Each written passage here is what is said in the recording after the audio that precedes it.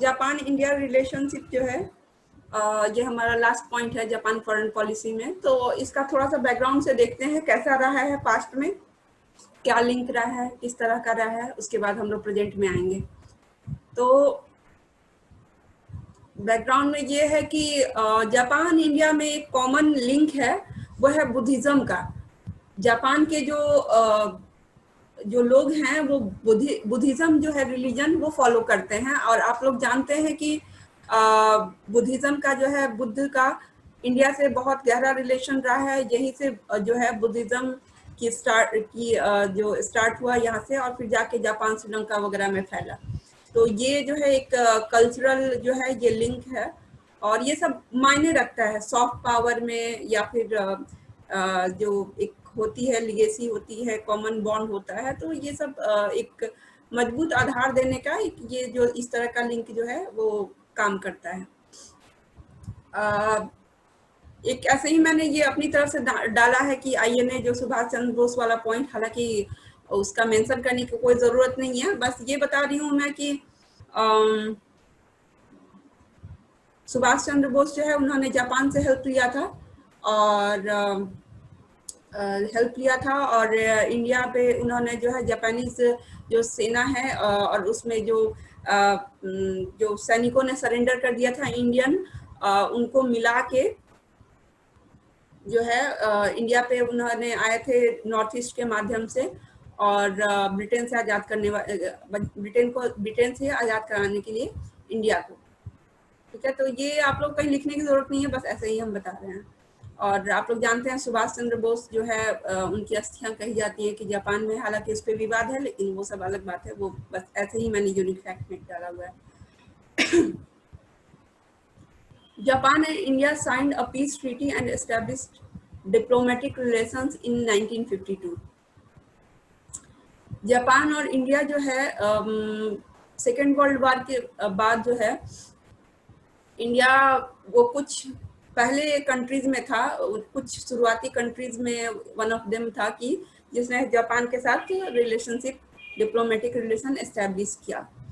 तो हम लोग का रिलेशन शुरू से रहा है दोनों कंट्रीज के बीच में। नेक्स्ट पॉइंट है, in the post world war II period India iron ore helped a great deal in Japan recovery from the devastation. Japan जो है मशीनरी में आगे है, वहाँ का जो मशीन का डेवलपमेंट है वो काफ़ी आगे है, मैन्युफैक्चरिंग में काफ़ी आगे है, लेकिन वहाँ पे अपने रिसोर्सेज नहीं है, वहाँ पे आयरन वगैरह चाहे मिनरल्स बहुत कम है। और इंडिया अफ्रीका में आप जानते हैं कि काफ़ी ज़्यादा है।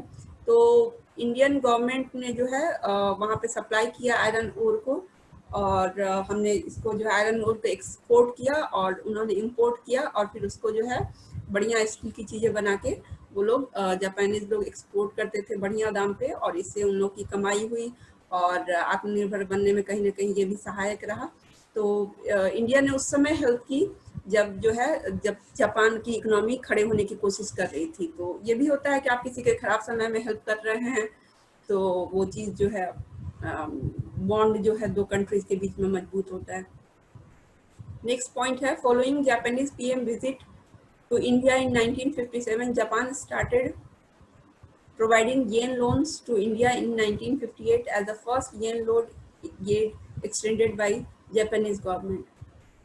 जापान के प्राइम मिनिस्टर जो है 1957 में इंडिया आए थे, और जो इंडिया को जो है उन्होंने, पहला इंडिया ऐसा देश था जो जापान की तरफ से जो है जिसको लोन एड मिला था। ठीक है, हमने कई तरह की एड शुरू में बात की है, सहायता जो है, तो लोन कर्ज के रूप में सहायता दी थी।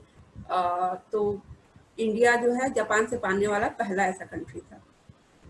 तो ये दोनों कंट्रीज के बीच में जो पुराना जो इतिहास है, बॉन्ड है, मजबूत बॉन्ड को दर्शाता है। ठीक है, अब दोनों के बीच में कॉमन इंटरेस्ट क्या है? ठीक है, कॉमन इंटरेस्ट क्या है जहाँ पे ओवरलैप करता है और जो है जहाँ कॉपरेशन का उम्मीद है।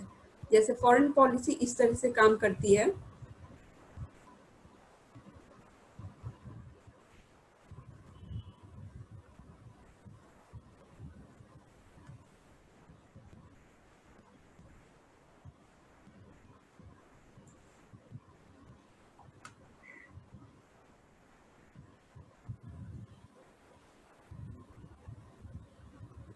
ठीक है, तो मान लीजिए कि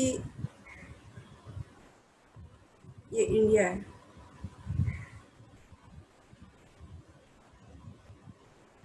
और ये जापान है, कोई भी कंट्री, उन दोनों के बीच रिलेशनशिप तभी संभव है जब कोई जो है कॉमन एरिया बॉन्ड उन लोगों के बीच स्कोप हो कॉपरेशन का।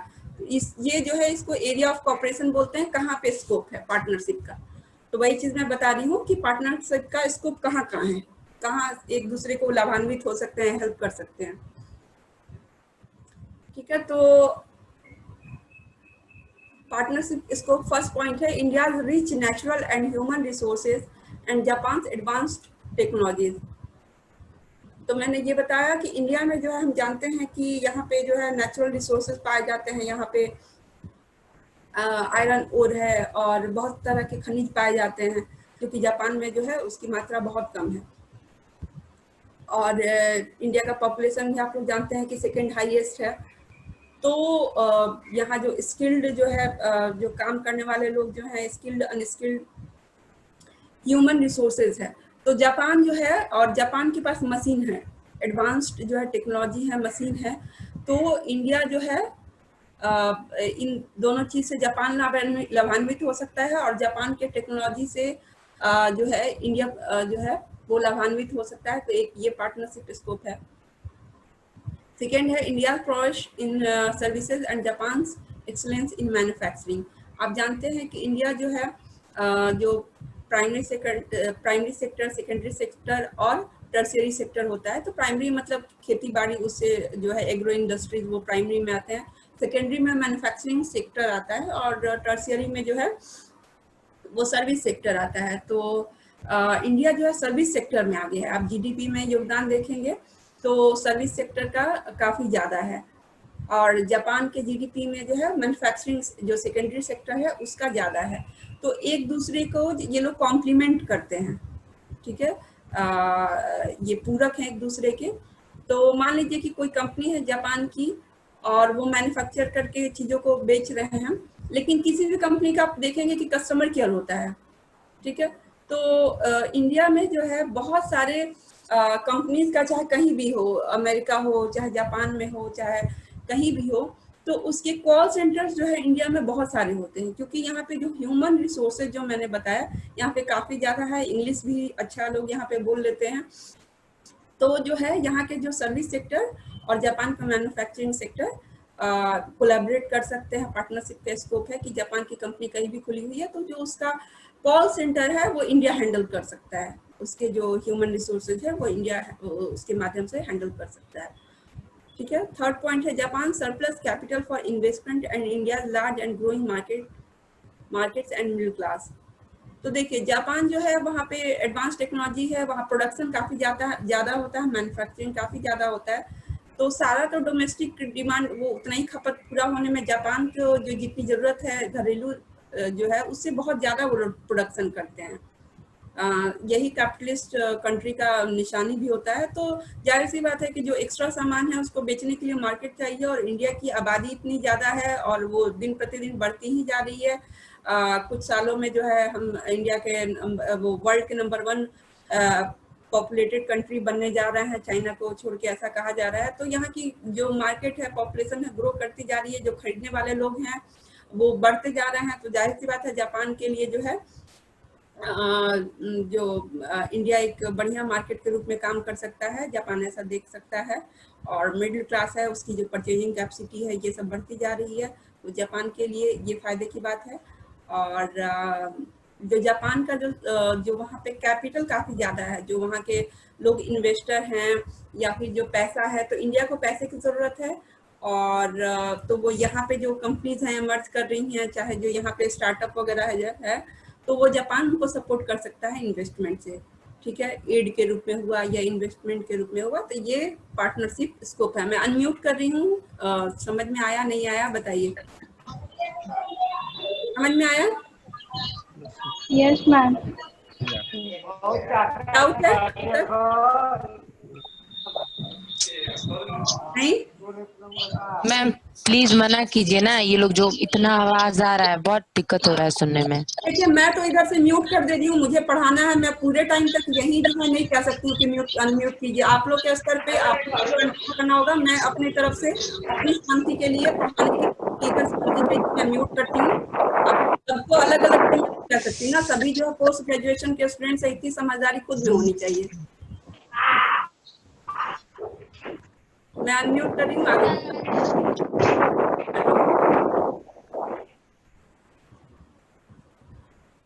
तो अब हम लोग जो है थोड़ा सा बैकग्राउंड से निकल के अब धीरे धीरे हम लोग प्रेजेंट की तरफ बढ़ रहे हैं कि हाल फिलहाल में क्या हुआ है या कुछ टाइम पहले तक। तो 2011 में जो है एक हिस्टोरिक एग्रीमेंट साइन हुआ है दोनों जो है कंट्रीज के बीच में, comprehensive CEPA, comprehensive economic partnership agreement मेरे ख्याल से ये होता है। तो 2011 में साइन हुआ है, ये बड़ी बात है। दो कंट्रीज के बीच में जब बॉन्ड मजबूत होता है, भरोसा होता है, अच्छे रिलेशन होते हैं, तभी ये साइन होता है। ऐसे दो कंट्रीज के बीच में साइन नहीं होते हैं। तो ये दोनों देशों के जो संबंध है उसको और बढ़ाने वाली बात है, दोनों के जो है एक दूसरे के फायदे की बात है। तो ये साइन किया गया है इकोनॉमिकली, खासकर एक दूसरे से दोनों लाभान्वित होंगे। तो 2011 में साइन हुआ है। सेकेंड पॉइंट है, India is the largest recipient of Japan's ODA, which benefit areas like power, transportation, environmental projects, and projects related to basic human needs. तो जापान जो है इंडिया जो है पिछले कुछ सालों से जापान से जो ODA यानी कि ऑफिशियल डेवलपमेंट असिस्टेंस हमने पढ़ा था, उसको पाने वाला सबसे ज्यादा जो है इंडिया को मिलता है जापान से। पिछले कुछ सालों से चलता आ रहा है ऐसा। तो इसका फायदा जो है इंडिया को मिलता है। कुछ एग्जांपल के लिए मैंने सेक्टर्स लिखे हैं। पावर यानी कि बिजली जो है बिजली के सेक्टर में, ट्रांसपोर्टेशन, ठीक है, जो ट्रांसपोर्ट होते हैं, मेट्रो वगैरह हो गया। एनवायरमेंटल प्रोजेक्ट्स, अब मैंने बताया था कि जापान जो है क्लीन एनर्जी प्रोड्यूस करने में काफ़ी आगे है और पॉल्यूशन कम करता है इन जनरल। दूसरी जो फैक्ट्रीज हैं, तो ये सब टेक्नोलॉजी जो है इंडिया को ये स्किल सीख सकता है जापान से। इन सब मामले में जापान जो है हेल्प करता है, पैसे से भी और टेक्नोलॉजी से भी। और भी प्रोजेक्ट्स हैं जो कि बेसिक ह्यूमन नीड्स को पूरा करते हैं, उसमें भी जो जापान सहायता करता है। इसका सबसे बड़ा एग्जांपल है दिल्ली मेट्रो। जो दिल्ली का मेट्रो है वो दोनों जो है कंट्रीज के जो है उसमें से जो रिलेशनशिप, मजबूत रिलेशनशिप के जो है उस पर दिखाता है कि दोनों के बीच में कोलैबोरेशन करके बना है। और जापान के जो टेक्नोलॉजी है और पैसे हैं वो जो है दिल्ली मेट्रो में लगाए गए हैं। WDFC है, वेस्टर्न कॉरिडोर करके है, और DMIC है, मुंबई में भी एक कॉरिडोर है इस तरह से। और 8 इंडस्ट्रियल टाउनशिप्स हैं DMIC के अंदर, वो सब जो है जापान के हेल्प से बना है। और CBIC है, ये सब फुल फॉर्म आप लोग देख लीजिएगा, ठीक है। तो ये सब कुछ एग्जांपल दिए हैं जापान, जहाँ पे जापान के ODA से इंडिया जो है इन सब क्षेत्रों में डेवलप किया है। नेक्स्ट पॉइंट है, Japan's FDI in India is $30 billion currently in areas like automobile, electrical equipment, telecommunications, chemical and pharmaceutical sectors. तो अभी लगभग मान सकते हैं हम कि जो है ऐसा अप्रोक्सीमेट है कि $30 बिलियन जो है जापान की तरफ से जो है फॉरेन डायरेक्ट इन्वेस्टमेंट इंडिया में यानी कि इन्वेस्ट किया गया है, ठीक है। और वो किस एरियाज में लगे हुए हैं, जनरली मोटा मोटी तौर पे ऑटोमोबाइल, ठीक है, यानी कि ट्रांसपोर्टेशन, ऑटोमोबाइल जो गाड़ियाँ वगैरह होती हैं, इलेक्ट्रिकल इक्विपमेंट, ठीक है, जो बिजली के जो सामान होते हैं, टेलीकम्युनिकेशंस जो बातचीत करने का होता है उसमें, केमिकल एंड फार्मास्यूटिकल मतलब दवा के सेक्टर्स वगैरह में, तो उसमें जो है इन सब में जो है $30 बिलियन। हालांकि चाइना में ज़्यादा जापान ने इन्वेस्ट किया हुआ है FDI, लेकिन इंडिया में फिर भी $30 बिलियन है और इसको और आगे बढ़ाने की बात हो रही है।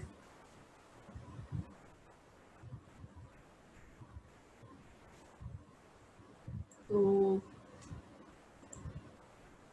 नेक्स्ट स्लाइड है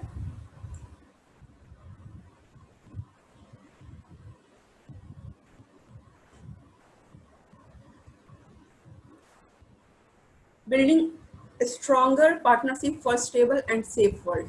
ठीक है, एक शांति प्रिय दुनिया के लिए और जहाँ पे सभी सेफ हो, उसके लिए जो है इन दोनों के बीच में भी पार्टनरशिप है। ठीक है, तो उसके लिए क्या क्या जो है इन दोनों के बीच में अंडरस्टैंडिंग है। अब मैंने बताया था कि जापान जो है और इंडिया और चाइना तीनों एशिया में पड़ते हैं और तीनों ही जो है ग्लोबल लीडर होना चाहते हैं और उसके पहले रीजनल लीडर होना पड़ेगा। तो ये जो है अपनी अपनी भूमिका निभा रहे हैं दिखाने के लिए कि जो है हम जो तीनों कंट्री अपना दिखा रहे हैं अपना अपना कि हम सक्षम हैं दुनिया में एक बड़े रोल को निभाने के लिए। तो क्या क्या है इसमें? Emphasis on rising importance of Indo Pacific region. ठीक है, आप मैप देखेंगे तो इंडो पैसिफिक रीजन जो है जो पैसिफिक जो ओशन है और जो इंडियन ओशन है इंडिया के नीचे का, वो इंडो पैसिफिक रीजन हो गया। तो उसमें उन दोनों इस रीजन का वास्ता जो है जापान से भी है, जापान उसमें पड़ता है और इंडिया भी पड़ता है। और ये जो है ट्रेड का जो रूट है ये इससे जाता है होके, और भी यहाँ पे जो है एनर्जी वगैरह जो नीचे मिले हैं समुद्र के अंदर। तो ये रीजन इंडो पैसिफिक रीजन बहुत इम्पोर्टेंट है। ठीक है, तो इस क्षेत्र में जो है उनको जो है लीडरशिप की भूमिका निभानी पड़ेगी क्योंकि इस क्षेत्र में वो पढ़ते हैं। तो इसके अंदर लिखा है मैंने, stress the core values of democracy, peace, rule of law, tolerance and respect for the environment in realising pluralistic and inclusive growth of the region. तो ये रीजन में ये ट्रेड वगैरह तो मैंने बताया ही, बाकी सारी कंट्रीज जो है जैसे साउथ ईस्ट एशिया वगैरह हो गया, ये सब जो है और भी कंट्रीज भी जो पढ़ते हैं। तो कुल मिला के जो है वहाँ पर डेमोक्रेसी का जो है लोकतंत्र का प्रचार हो, क्योंकि आप जानते हैं जापान में भी डेमोक्रेसी है, इंडिया में भी डेमोक्रेसी है, तो ये रोल निभा सकते हैं उस क्षेत्र में। दूसरे कंट्रीज को जो है सीख सकते हैं इनसे, तो डेमोक्रेसी के क्षेत्र में ये लोग रोल निभा सकते हैं। और शांति प्रिय देश है दोनों। ठीक है, रूल ऑफ लॉ दोनों कंट्री में जो है कॉन्स्टिट्यूशन है उसको माना जाता है। टॉलरेंस जो है सहिष्णुता, दूसरे जो धर्म भी उस कंट्री में धर्म के लोग रहते हैं और ठीक से मतलब फिर भी काफ़ी शांति प्रिय ढंग से रह रहे हैं। तो ये सब चीज़ें जो है, और respect for the environment in realising pluralistic and inclusive growth of the region. तो यहाँ पे ये इंक्लूसिव वर्ड बहुत और प्लूरलिस्टिक एंड इंक्लूसिव बहुत इम्पोर्टेंट है। ये एक्चुअली चाइना को ध्यान पे रख के ये दो शब्द प्लूरलिस्टिक एंड इंक्लूसिव, क्योंकि चाइना जो है ये इंडो पैसिफिक रीजन में वो भी आता है, लेकिन वो जो है अपनी ग्रोथ जो है और दूसरे के जो सीमा विवाद होते हैं तो एग्रेसिव होकर डील करता है। ठीक है, तो जापान और क्या कहते हैं इंडिया दोनों की ऐसी पॉलिसी है कि वो पहले किसी पे अटैक नहीं करेंगे। ठीक है, तो इस मामले में माना जाता है कि शांति प्रिय देश है और सबके ग्रोथ का स्कोप है। अगर मान लें कि तीनों कंट्री जो है चाइना, जापान और इंडिया, अगर तीनों भी जो है बनना चाहते हैं, उभरना चाहते हैं लीडर के तौर पे, तो वो मानते हैं, इंडिया और जापान मानते हैं कि हाँ सबके लिए स्कोप है। प्लूरलिस्टिक उसी को बोलते हैं। ठीक है, कि जो है सबको साथ में लेके चलना और सबके लिए स्कोप है। प्लूरल मतलब कई सारे लोग। ठीक है, प्लूरल से बना है प्लूरलिस्टिक, तो कई सारे जो है आराम से एक साथ भी उभर सकते हैं। जरूरी नहीं कि लड़ाई झगड़ा करके ही उभरे और एक दूसरे को दबा के और उस तरह से। तो चाइना इस तरह से सोचता है कि वो नॉन प्लूरलिस्टिक और नॉन इंक्लूसिव तरीके से थोड़ा सोचता है। ठीक है, और इंक्लूसिव मतलब कि जो है सबको साथ लेके चलना, इंक्लूसिव। और प्लूरलिस्टिक मतलब है कि मोर देन वन जो है वो उभर सकते हैं। ठीक है, तो ये जो है बहुत इंपॉर्टेंट है ये वर्ड।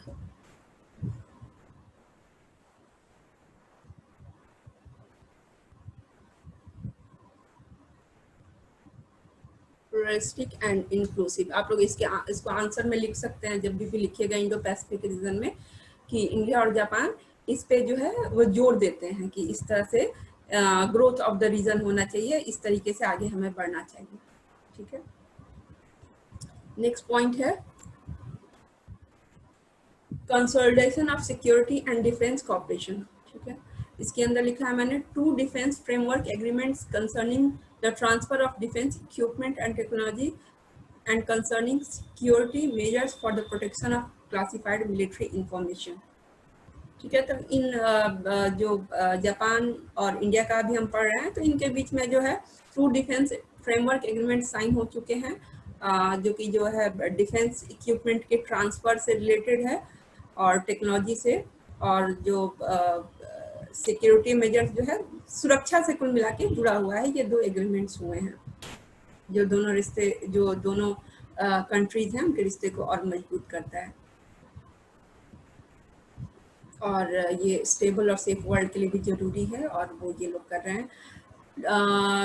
इसमें 3rd पॉइंट है deepening bilateral security and defence dialogue through, इसके अंदर मैंने लिखा है through 2+2 dialogue, defence policy dialogue, military to military talks and post card to post card corporation.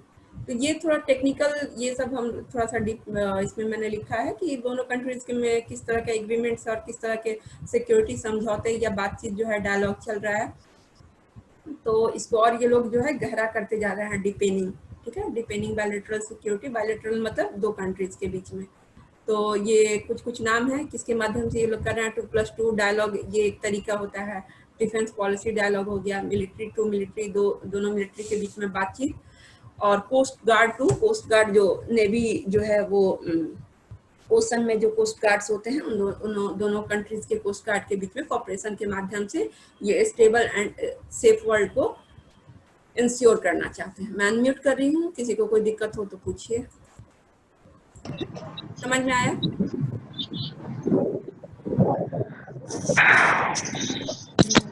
आगे बढ़े। यस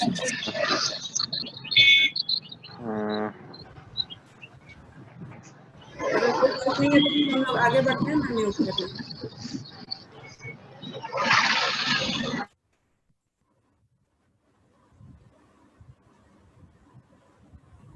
तो अब हम लोग जो है सबसे रिसेंट ट्रेंड क्या है, अभी बिल्कुल हाल फिलहाल में क्या चल रहा है वो देखते हैं।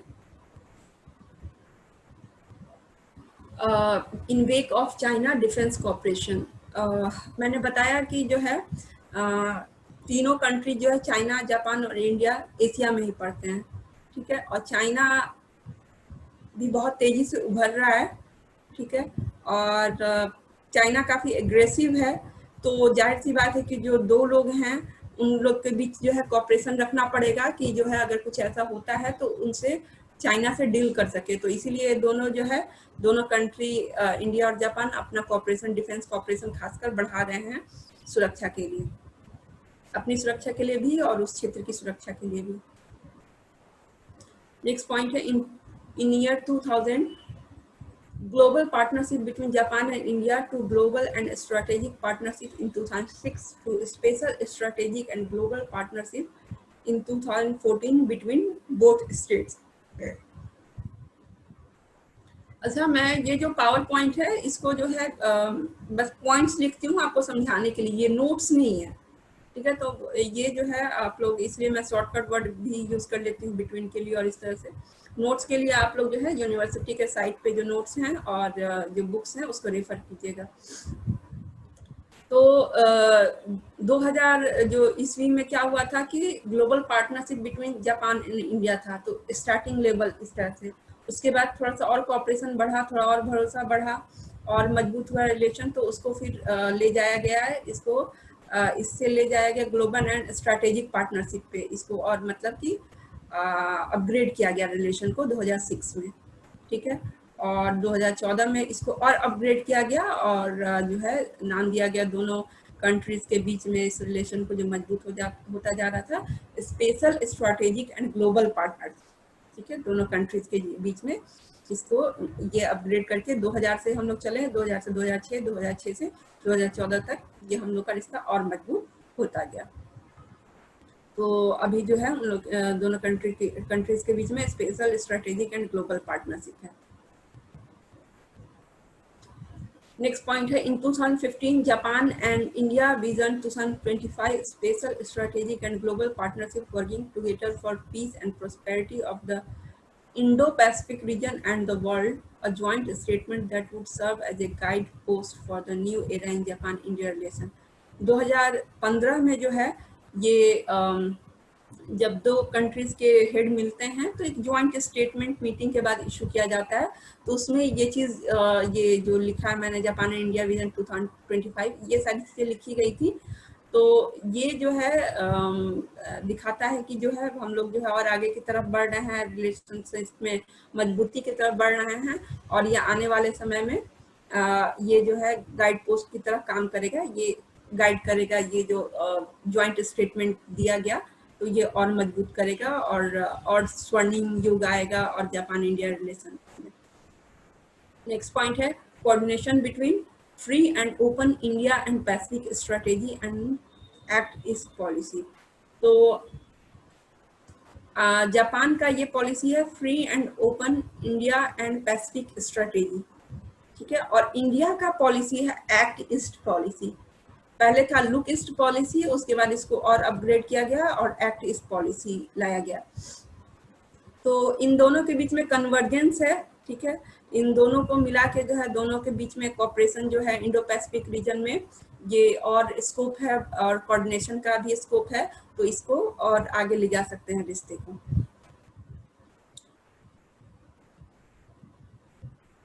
अच्छा, एक्ट ईस्ट पॉलिसी में जो है साउथ ईस्ट आसियान जो है, आसियान जो साउथ ईस्ट एशियन कंट्रीज है वो सारे आते हैं।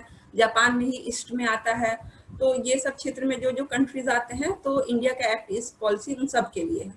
और जापान का ये free and open India and Pacific strategy उसी तरह से। नेक्स्ट पॉइंट है landmark Indo Japan nuclear deal in 2016 to export nuclear power plant technology and provide finance for nuclear power plants in India। 2016 में बहुत ही ज़्यादा important एक nuclear deal sign हुआ India और जापान के बीच में, जिसके तहत जो है जापान एक्सपोर्ट करेगा न्यूक्लियर पावर प्लांट टेक्नोलॉजी और पैसे भी देगा, ठीक है, न्यूक्लियर पावर प्लांट्स के लिए इंडिया को। ये क्यों इम्पोर्टेंट है, लैंडमार्क क्यों लिखा हुआ है? ये इसलिए लिखा हुआ है कि इंडिया ने कई सारी जो है अभी न्यूक्लियर एग्रीमेंट उसमें जो है नॉन प्रोलिफरेशन परमाणु अप्रसार की कई सारी संधि साइन नहीं की है। और कुछ कंट्रीज का ऐसा मानना है कि जब तक वो करेगा नहीं तब तक जो है इंडिया को क्लीन चिट नहीं दिया सकता है, उसको जो है शक के जो है एरिया से बाहर नहीं किया सकता है कि मिसयूज भी कर सकता है। कुछ कंट्रीज का ऐसा मानना है, जैसे मान लीजिए कि चाइना, खासकर जो एनिमी कंट्रीज हैं वो ऐसा मानेंगे।